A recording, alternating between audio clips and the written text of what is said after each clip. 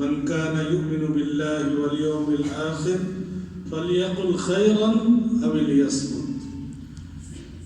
ارشاد فرمایا کہ جس کا بھی اللہ پر اور آخرت پر پختہ ایمان ہے، پکا ایمان ہے، سچا مومن ہے، اس کو چاہیے کہ وہ بولنے سے پہلے سوچ لے کہ میں کیا بات کہہ رہا ہوں، یہ بات جائز ہے، ناجائز ہے، یا ثواب کی بات ہے یا گناہ کی بات ہے، غلط بات ہے یا صحیح بات ہے، یہ صداقت ہے یا جھوٹ ہے۔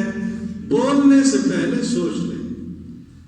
تو جب بولنے سے پہلے آدمی سوچ لے گا کہ بات یہ مجھے کہنی چاہیے یا نہیں کہنی چاہیے، یہ کسی پر بہتان تو نہیں ہے، کسی کے بارے میں غلط خبر تو نہیں ہے، یہ بات جھوٹ تو نہیں ہے، تو وہ بہت سی برائیوں سے بچ جائے گا۔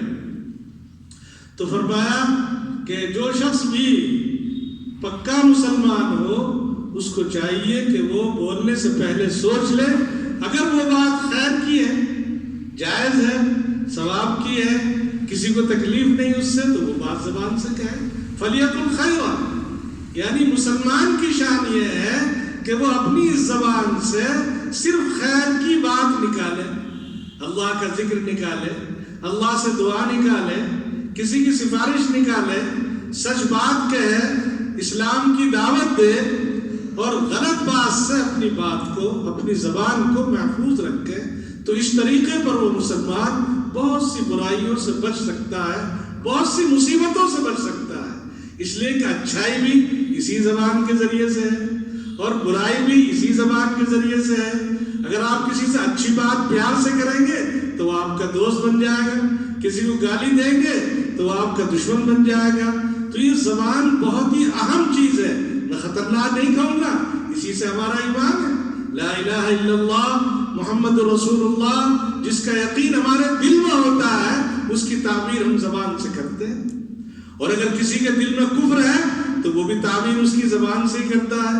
تو زبان اہم چیز ہے، اللہ کی بہت بڑی نعمت ہے، اگر اس کا ہم صحیح استعمال کریں گے تو بہت بڑی نعمت ہے، اور غلط استعمال کریں گے بہت بڑی زحمت کا سبب اور ذریعہ بن جائے گا۔